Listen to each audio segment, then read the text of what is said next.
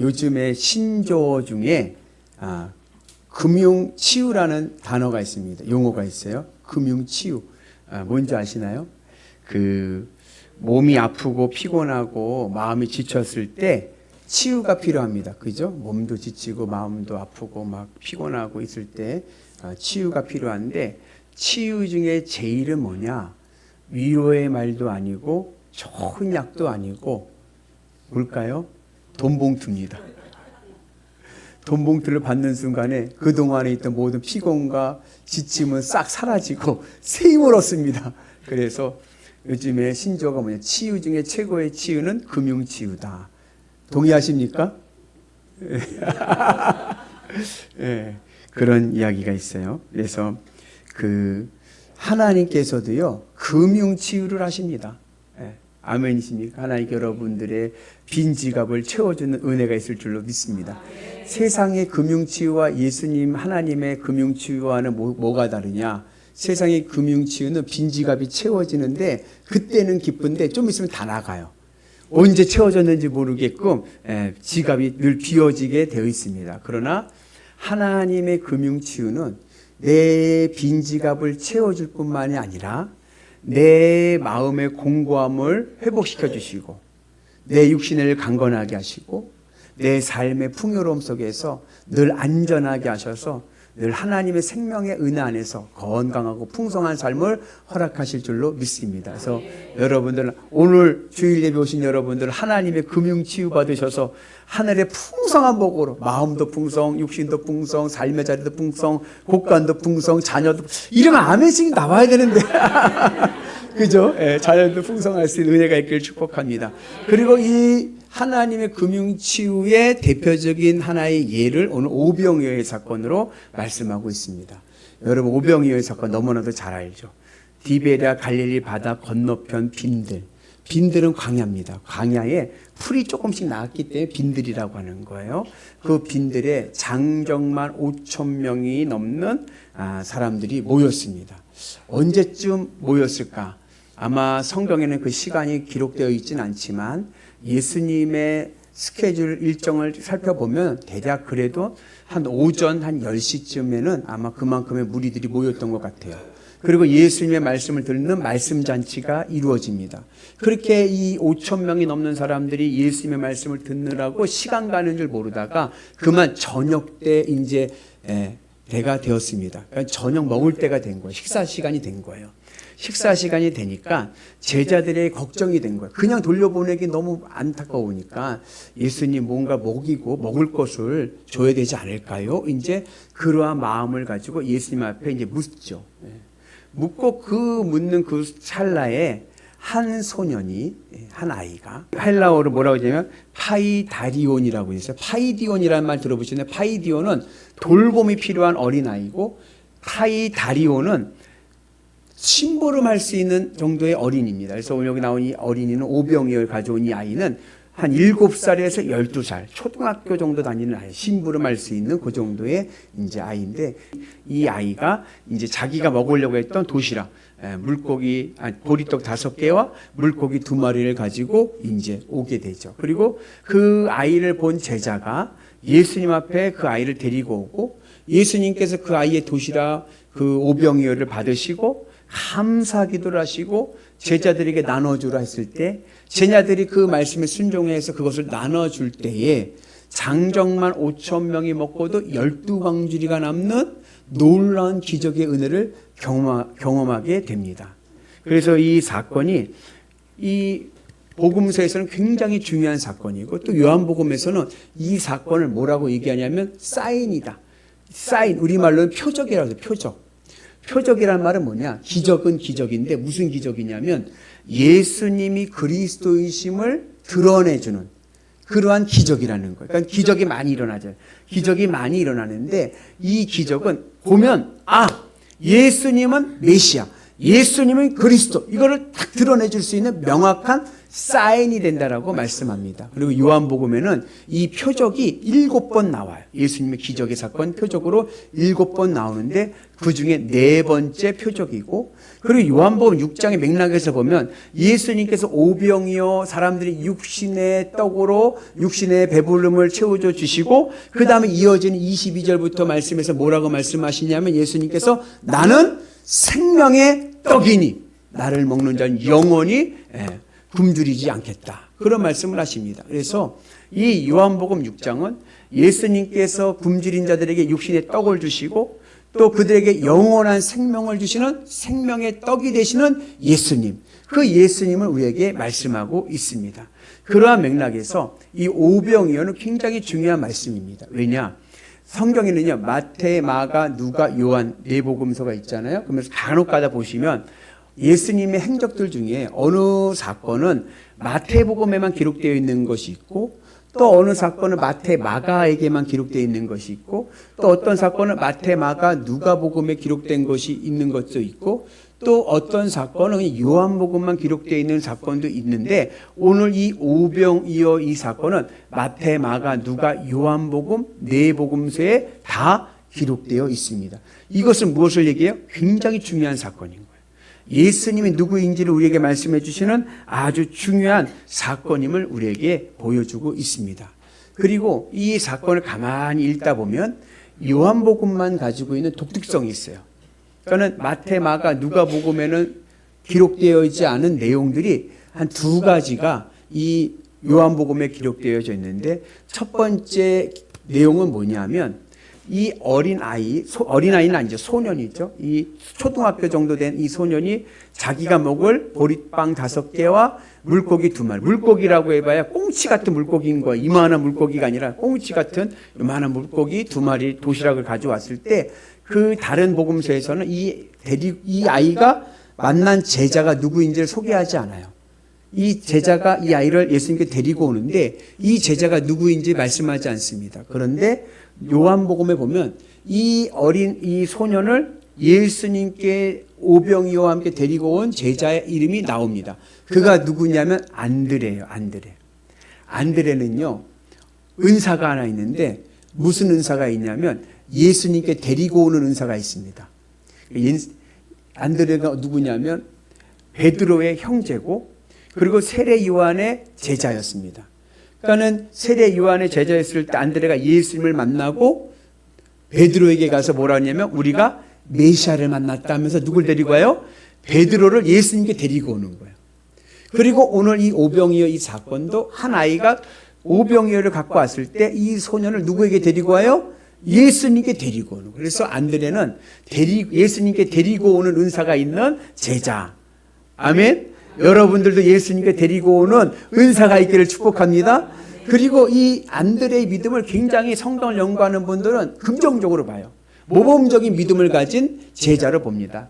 그래서 일명 안드레의 믿음을 어떠한 믿음이라고 얘기하냐면 이순신 믿음이라고 그럽니다. 이순신 믿음. 어떻게 이순신 믿음이냐? 이것에 순종하여 이것을 신뢰하는 믿음입니다. 이것, 작은 오병이요, 작은 소년, 작은 것에 순종하여 이것, 하나님의 능력을 신뢰하는 믿음. 그래서 이 안드레의 믿음은 굉장히 모범적이고 우리에게 닮아가야 될 신앙의 하나의 모델이 됩니다. 그 2번째 이 오병이어의 사건에서 또 우리가 보게 되는 독특성은 뭐냐면, 다른 복음서는 어디에 관점이 있냐면 오병이어 기적의 관점이 있어요. 그래서 보리떡 5개와 물고기 2마리를 사람들이 나눠주고 모두가 배불리 먹고도 12광지가 남았다. 이 사건에 초점을 맞추다 보니까 무엇을 빼먹었냐면 그 기적의 사건이 일어나기 전 예수님과 빌립과의 대화가 빠져 있습니다. 근데 요한복음은 그 기적 이전에 있던 예수님과 빌립과의 대화의 내용을 기록하고 있는 거예요. 사도 요한은 알았습니다. 이 오병이어의 기적이 일어나기 위해서는 예수님과 빌립과의 대화가 매우 중요한 신앙적인 교훈을 갖고 있구나, 이것을 알고 있었습니다. 그래서 이 사도 요한은 이 예수님과 빌립과의 대화를 굉장히 구체적으로 다루고 있습니다. 그래서 우리가 오늘 말씀의 2절 말씀도 바로 그 예수님과 빌립과의 대화의 내용이죠. 예수님께서는 원래 뭐죠? 성자 하나님이 육신의 몸을 이끌고 이 땅에 오셨습니다. 그리고 이 땅에서 예수님의 공생의 생활은 어떠한 삶이었느냐? 그가 내 안에, 내가 그 안에. 예수님이 하나님 안에, 하나님이 예수님 안에. 늘 하나님과 함께하는 삶을 사셨습니다. 맞습니까? 늘 하나님과 동행하면서 하나님이 주시는 마음으로 살아간 거예요.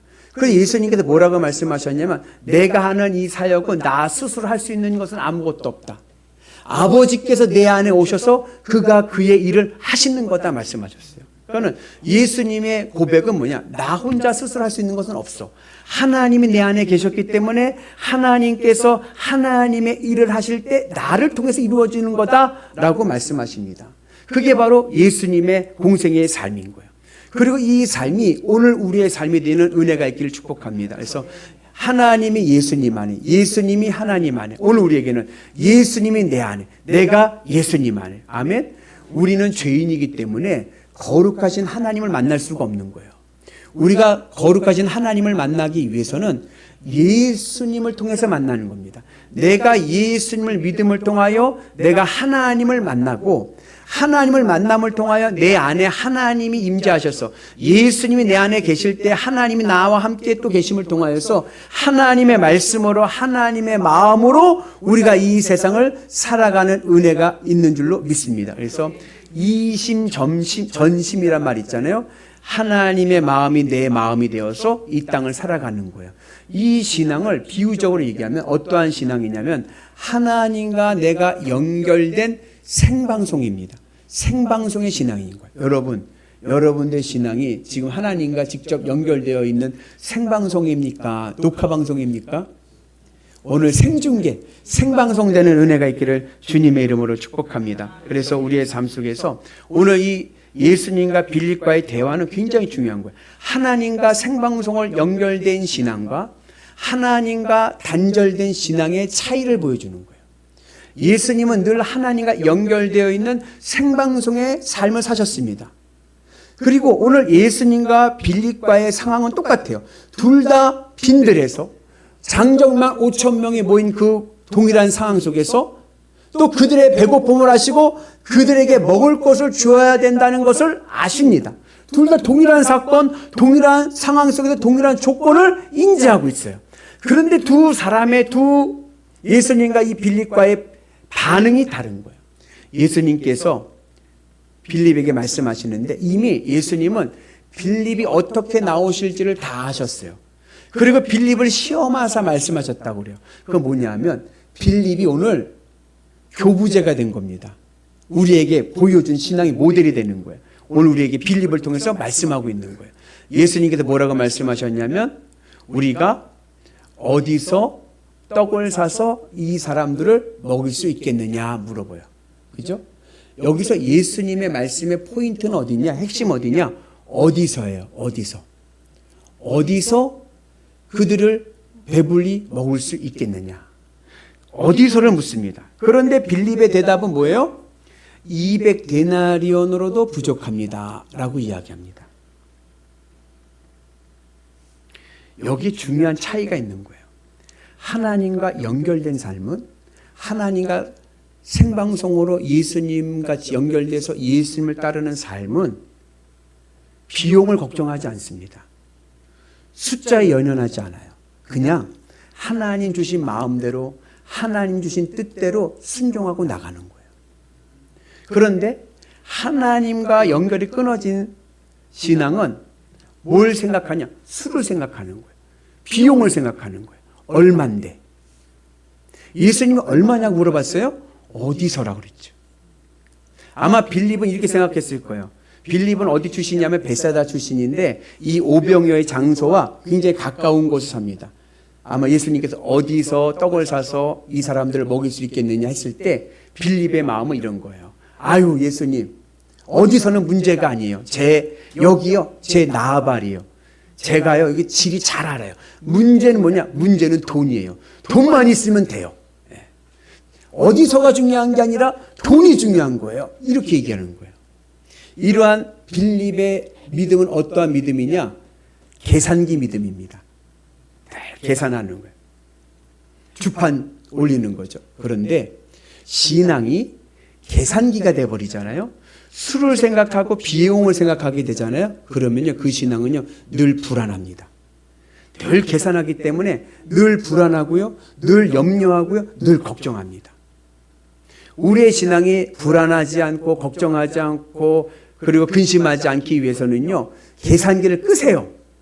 아멘? 오늘 계산기를 다 끄시고 하나님과 생방송 연결되셔서 주님의 십자가 은혜 안에서 주님으로 기뻐하면서 믿음으로 나가셔서 하나님이 주신 은혜로 승리하는 하나님의 말씀에 순종하는 그 은혜가 있기를 주의 이름으로 축복합니다. 그래서 오늘 우리에게는 빌립의 계산기 믿음이 아니라 안드레의 이순신 믿음이 필요한 거예요. 이것에도 작은 것에도 순종하고 이 일 하나님의 능력을 기대하면서 신뢰하면서 믿음으로 나갈 때 우리의 삶에 오병이어의 능력이 일어나게 될 줄로 믿습니다. 그래서 우리의 삶 속에서 수가 얼마인데 형편이 얼마인데 자꾸 계산하다 보면 불가능밖에 보이지 않는 거예요. 그러나 하나님의 기적은 능치 못한 일이 없습니다. 믿음으로 나가서 여러분의 삶이 늘 복된 삶이 되기를 주의 이름으로 축복합니다. 여러분 수를 보잖아요. 그럼 예수님의 사역도요, 실패한 사역이죠. 예수님 공생의 3년 동안에요, 예수님을 따른 제자는 몇 명? 12명. 부족한 저도요, 3년 했을 때 우리 교회 12명 훨씬 넘었어요. 근데 예수님은 12명. 그 중에 한 명은 불량품, 예수님을 배신한 불량품. 그죠? 예수님을요, 수로 보면요, 예수님의 사역은 실패한 사역입니다. 그러나 예수님의 사역이 온 인류를 구원하는 구원의 사역이 된 것은 예수님의 사역의 중심이 수에 있는 것이 아니라 하나님의 뜻을 이루는 데 있었기 때문에 그런 거예요. 예수의 마지막 십자가에서 하신 말씀이 뭐예요? 다 이루었다. 그거면 됐죠. 수가 뭐가 중요해요? 하나님의 뜻을 이루었으면 됐죠. 비용이 뭐가 중요해요? 주님의 뜻을 이루고 있으면 됐죠. 그래서 하나님의 기적을 보기를 원하십니까? 하나님의 마음을 품고요, 이제 계산기를 끄십시오. 그리고 믿음으로 가는 거예요. 이곳에도 작은 곳에서 불편하고 어려운 상황 속에서 말씀에 순종하면 하나님의 기적을 보는 능력이 일어날 줄로 믿습니다. 우리가 주님의 은혜 안에서 하나님과 생방송을 연결된 성도의 삶은 숫자가 아니라 믿음으로, 순종함으로, 하나님의 능력을 기대함으로, 신뢰함으로 나가는 은혜가 있는 줄로 믿습니다. 그럼 우리가 어떻게 이렇게 계산기를 끄고 말씀에 순종하며 살아갈 수 있는가? 그게 바로 주님의 십자가의 은혜 안에 있어야 됩니다. 아까 얘기했죠. 우리는 죄인이라 하나님 앞에 직접 다가설 수가 없는 거예요. 우리에게는요, 필터링이 필요합니다. 그 필터링이 바로 주님의 십자가인 거예요. 죄인된 내가 거룩하신 하나님 앞에 가기 위해서는 하나님의 십자가의 은혜 안에 있어야 돼요. 주님의 십자가의 연합함에 있어야 됩니다. 이 주님의 십자가의 연합함이라는 것은 뭐냐? 그동안 내가 이 세상 것을 사랑하고 이 세상 것에 마음을 붙이고 살아갔던 그 마음이 주님의 십자가에서 죽고 이제는 주님으로 기쁘고 주님으로 만족하는 거예요. 예수님으로 기쁘고 예수님으로 만족하게 되면요, 하나님의 음성을 듣습니다. 하나님의 은혜를 경험할 줄로 믿습니다. 그러면 내 인생에 참된 자유의 은혜가 있을 줄로 믿습니다. 오늘 이 오병이어 요한복음에 독특한 것 또 한 가지가 있는데, 그것은 뭐냐면 이 오병이어가 일어났던 시기가 유월절과 가까웠다라고 하는 말씀입니다. 다른 복음서에는 없는데 이 복음서에만 있는 거예요. 예수님께서 오병이어를 이루실 때에 유월절이 가까웠다. 여러분, 유월절이 어떠한 날이에요? 유월절은 이스라엘이 애굽의 육신의 종살이하던 이들이 자유를 얻었던 날이에요. 그죠? 유월절은요, 육신의 종살이로부터의 자유함을 누리는 날입니다. 오늘 이 오병이어는 어떠한 사건이냐? 유월절과 연결하면 경제의 종으로 살던 우리가 자유하는 시간인 거예요. 과거에 이스라엘 백성들은 육신의 종으로 살았는데 오늘날 이 시대 사람들은 뭐의 종에 살아요? 경제의 종이 되어버려요. 경제에 매여 사는 거예요. 자유함이 없어. 무엇을 먹을까, 무엇을 마실까, 무엇을 입을까에 매여 살아갑니다. 그런데 이 경제의 종으로 살아가는 그 삶 속에서 우리가 참된 자유를 누리기 위해서는 예수 그리스도의 십자가의 은혜로 하나님과 생방송으로 연결될 때 우리에게 오병이어의 은혜가 우리 삶 가운데 임하게 될 줄로 믿습니다. 그래서 여러분, 경제의 자유는 소유에 있는 게 아니에요. 우리는 이렇게 생각할 때가 있어요. 아우, 내 통장이 1억 찍히면 난 더 바랄 것 없겠네. 하고 싶은 거 다 하고 자유롭게 살 것 같아요. 여러분 통장 1억 찍혀보세요. 어떤 마음이 드냐? 1억도 별거 아니구만. 한 10억은 있어야겠네. 10억 찍혀보세요. 야, 10억도 별거 아니네. 유명한 이야기가 있지 않습니까? 20세기 최고의 부자 록펠러에게 한 기자가 물었습니다. 당신은 이 시대 최고의 부자인데 도대체 돈이라는 게 얼마 정도 있어야 만족하며 살겠습니까? 물었습니다. 얼마요? 어리들 뭐 조금만 더. 절대로 우리는 소유로는 경제의 자유를 누릴 수가 없는 거예요. 그러나 내가 하나님과 연결되고 하나님과 생방송 연결되고 예수님의 믿음으로 주님의 마음이 내 마음이 되어서 믿음으로 살아가게 되면요, 우리는요 경제로부터 자유합니다.